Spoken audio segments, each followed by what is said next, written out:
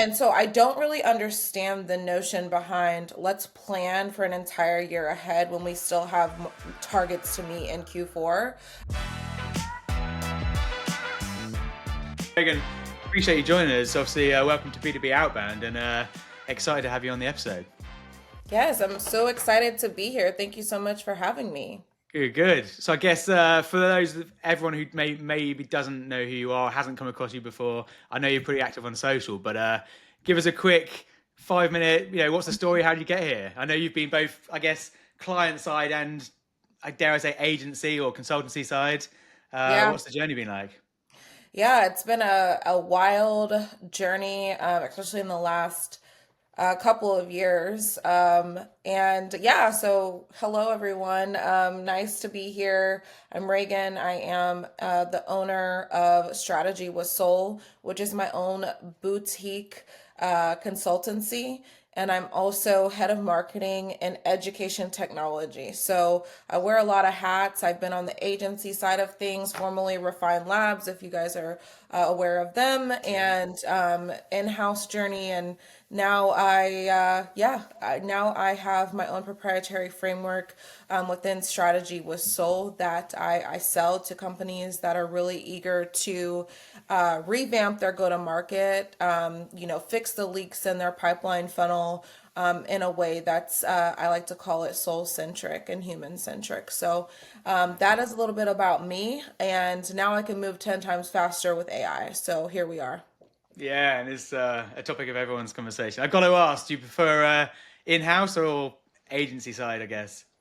I actually prefer, I would say in-house, but I do prefer like my boutique consultancy because obviously I can decide on who I want to work with and have a little bit more autonomy than working in an agency.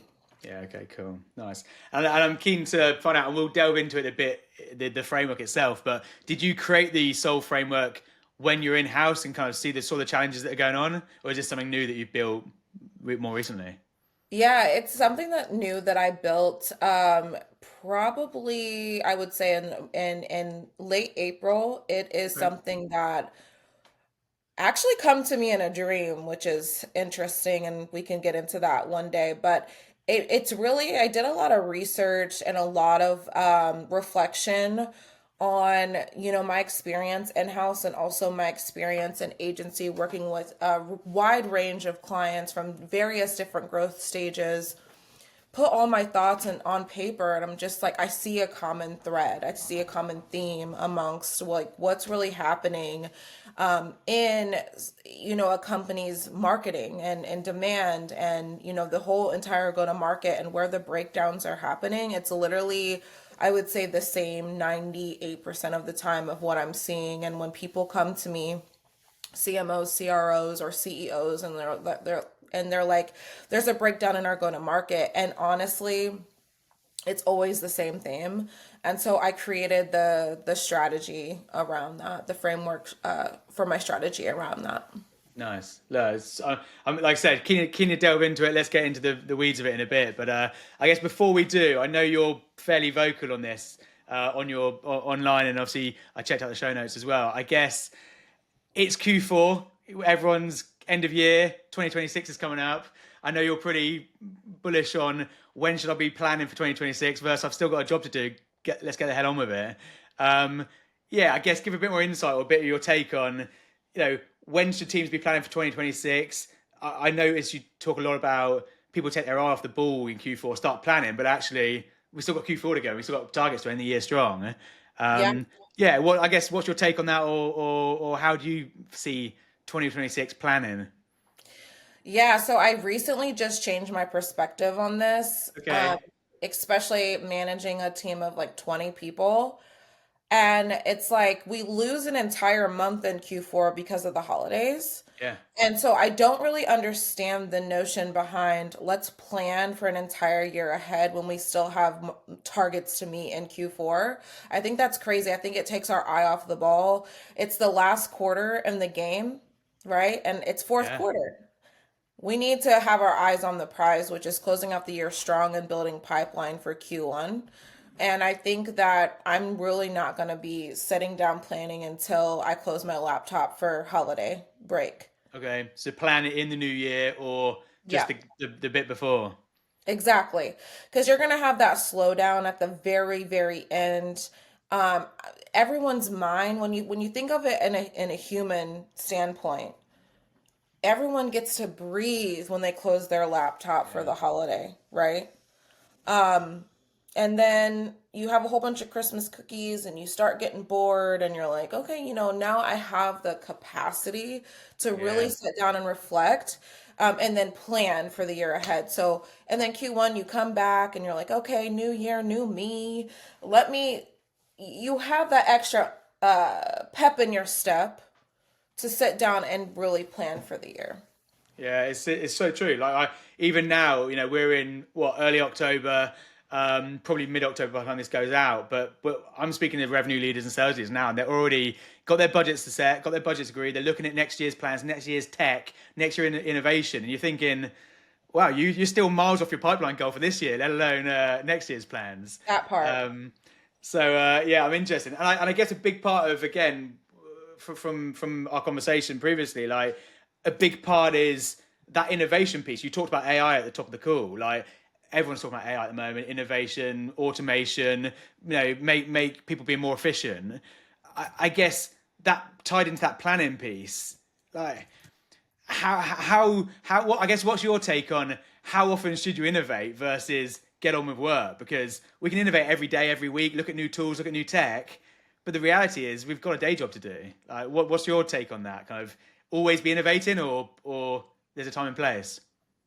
Yeah, I think there's definitely a time and place, and to answer your question, what I see is like with the big wigs, it's always like, oh my gosh, use AI for this. There's a new AI tool for video. There's this, there's this. It's just noise.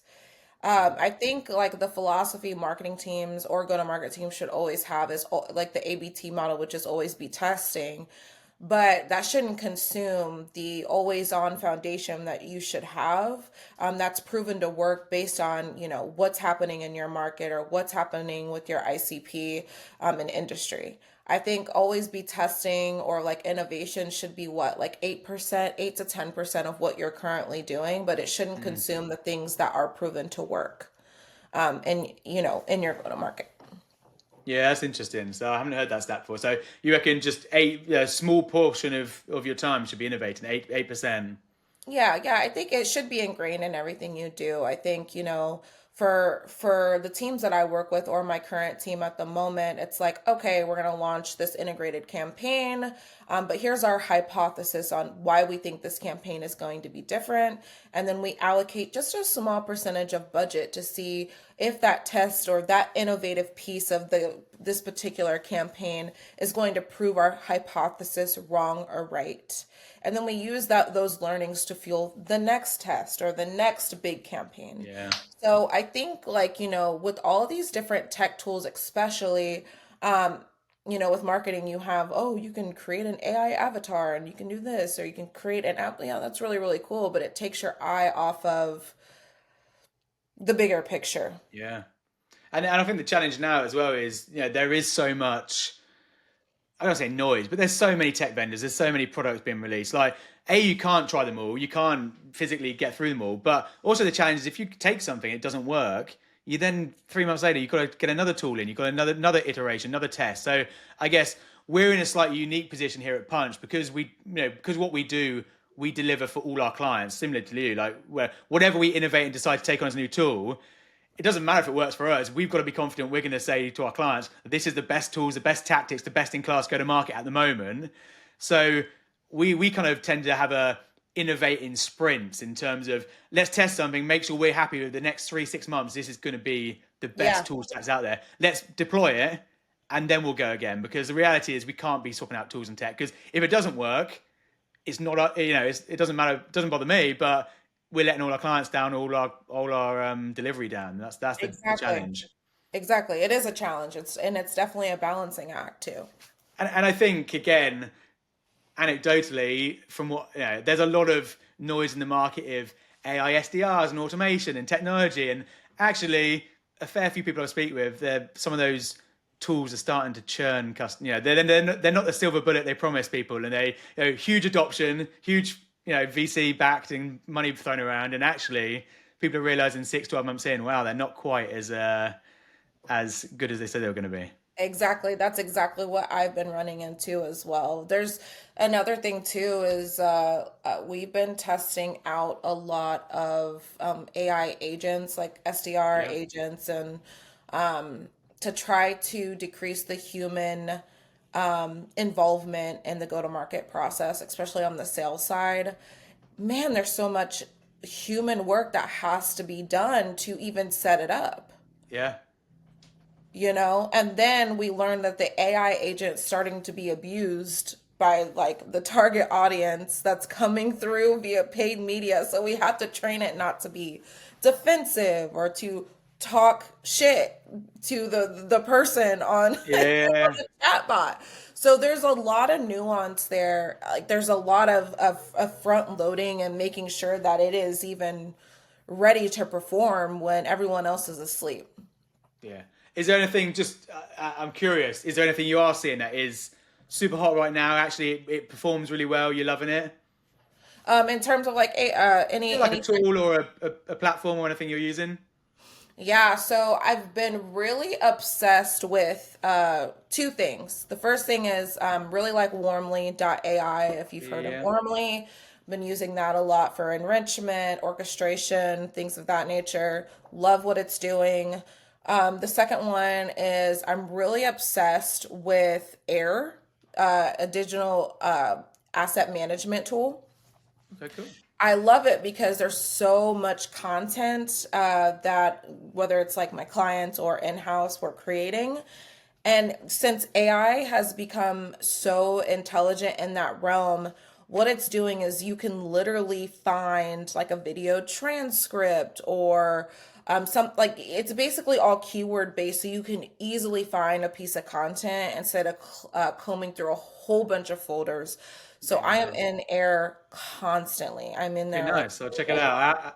I haven't come across it. I'll check it out, but I always love a new. That's this weekend gone. I'm yes, getting stuck. you But should do it. nice. So just I guess to recap on the one of the points from earlier. So in terms of Q4 focus versus planning, you're saying 100% save your 2026 plan until January or till the end of the year. Yes, I'm in execution season right now. Execution is strategy in motion. You took the whole entire Nice. year to create a strategy, let it play out. Finish off And strong. yeah, let it run, let it play out. Double down on what's working, cut what's not working. I don't believe in planning 2026 when 2025 is still being built. Love it. I love it. Nice. So then, yeah, I guess takes us back to where you are now. You mentioned obviously you've started your consultancy. You're now advising clients on go-to-market strategy, marketing tactics, everything else. Obviously, super unique. You've created this soul framework. Let's dive into it. But beforehand, what was the dream?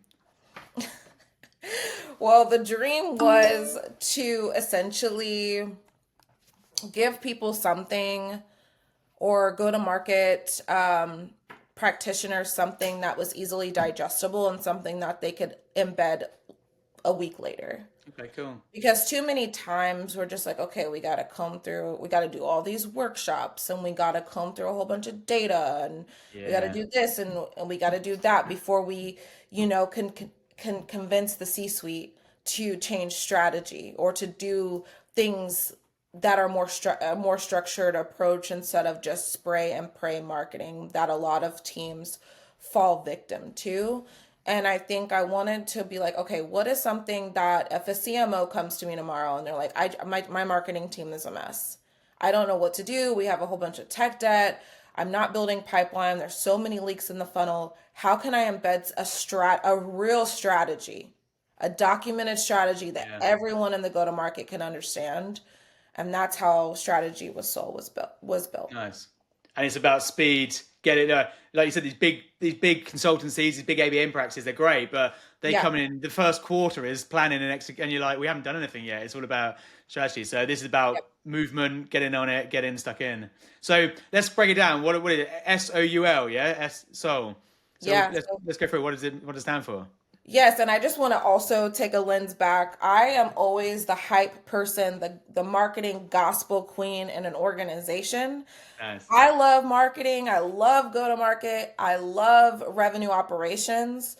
And so the first thing that's really important to me is the people behind the machine. And if that is not in tune, or like if that's not in, like tuned up, then everything is going to fail. I have seen it so many times when there's not psychological safety Yeah. on the revenue team, when there's just like do this, do that, get this campaign out, put this ad out, and morale is down, you are going to fail every single time.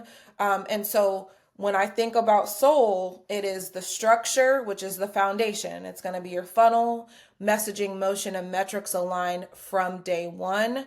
You have your operations. That's the engine. That's the tools, the systems, and the workflows that make your strategy executable. And then you have the U, which is your unified go to market. That is your glue. Your sales, marketing, and revenue operations, and the big wigs and the C suite Yeah. Yeah. have to move towards one metric, which is revenue. It's not vanity metrics. If a big wig comes to me on a call and they says, "Well, how many or what's our click through rate on an ad that was launched last week?" I literally will not answer that question. Do not ask me that question. Do not ask me that question because you're going to get really embarrassed on the call. Yeah. And then leadership, which is the L, is the fuel. That's brave, buyer led marketing rooted in truth, not trends. Okay. Interesting. Cool. So you've got structure, operations.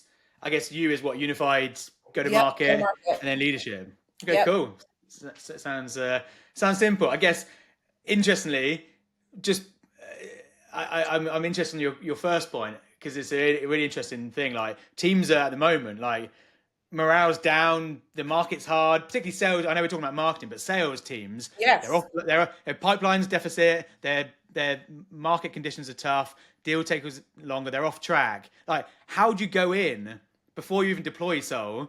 How do you go in and say, hey, you've got you've got a team challenge here, a morale issue. Like, what can you do?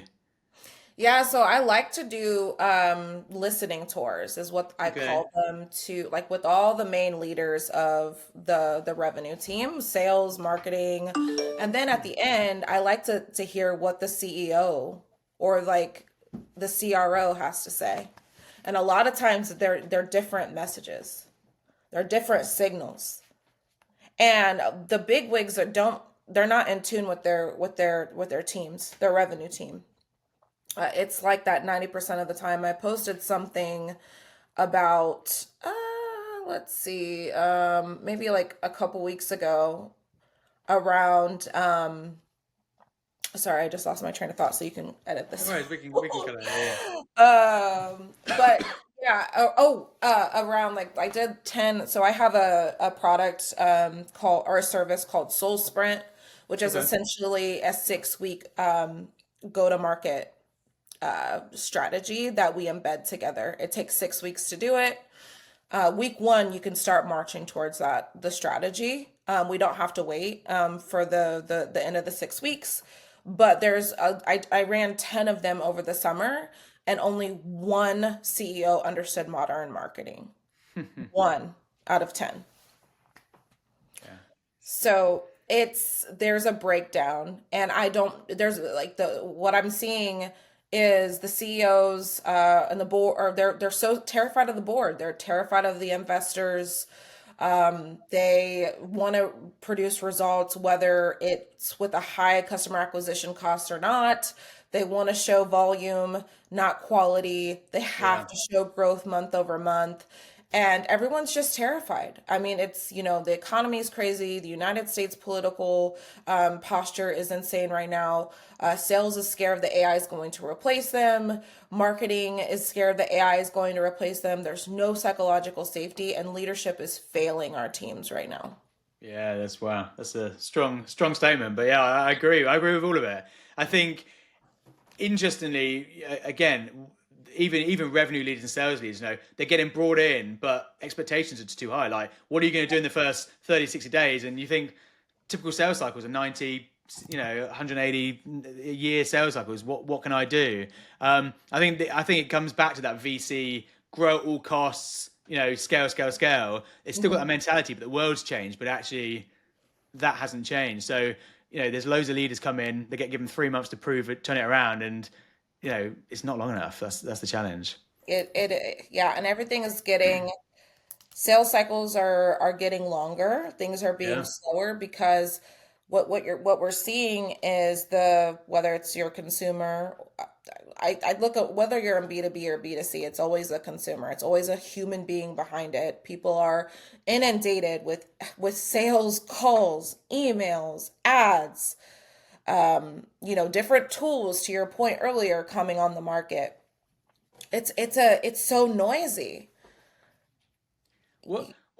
I mean, saying all that then, like, what is, in your opinion, like a practical piece of advice for a marketer right now to be tracking the right things or do better? What would you give them? I would say simplify the strategy as much as possible right Yeah. now. Not everything has to have shine. Like it doesn't have to be brand new and shiny all the time, right? Um, Always look at data. I know that's like simple and people say that all the time, but like for real, look at the data. What is it telling you? What is your audience telling you? What is your buyer telling you? And lead with that. Just Yeah. because your competitor did X, Y, and Z and you believe that it's working, it's probably rooted in vanity, and it's not truth led, right? And so I think once you simplify things and you take the rest of the org, especially those in the C suite, on the journey with you and educate them on the strategy, it it becomes clear as day on like what you're doing and over communicate. Those are the Yeah, things I I think there's think. a lot of that going on at the moment in terms of companies making decisions based on shiny new toys or promises or whatever the next wave of innovation is. It goes back to the innovation versus deliver and actually not being data driven. Like we've got a couple of big clients that we know that have just cut their whole SDR team and actually say, look at the stats over the last 12 months. They're a high performing team that have been getting meetings and you're going to move to this model, which is unproven out. We haven't got any metrics about it yet. Yeah, so there are some big decisions being made, which, like I said, aren't backed with data. They're just backed on emotion or just innovation or promises of new ways of doing things. So yeah, it is interesting time. But It's a we'll, very interesting time, and I think what people are going to realize in a couple years is they've made huge mistakes when they do that, when they make really big swings like that without serious data being backed, like without it being backed by data. It's I think we're all going to be hiring people back, and it's going to be a wild in the next couple years for sure. yeah, well, it goes in like with everything, with technology, innovation, tactics, tools. It goes in waves. We've seen this, three, four Time years ago, and then they came back, and now we go again. Same as email was all the rage, digital was content syndication was all the rage, and they get noisy. Digital channels get noisy. Everyone's moved to the phone. The phone will Yep, become noisy. Everyone moved somewhere else. Like it just goes in cycles, and I think we've been doing it long enough that we know that. But a lot of these, younger marketers or even new to the game don't realize, and they're just wow, it's not working. What are we going to do? exactly. Super interesting. No, super interesting. Appreciate obviously you jumping on today. Like, yeah, really interesting about 2026 planning. When's the right time to do it? Your framework super interesting. Where can people check you out, Reagan, if they want to check out the framework? Yeah, so they can check me out on strategywhistle.co. You can hit me up on LinkedIn. That's where I'm at the majority of the time talking about this. And I talk a lot of shit about corporate America and the tech industry in general.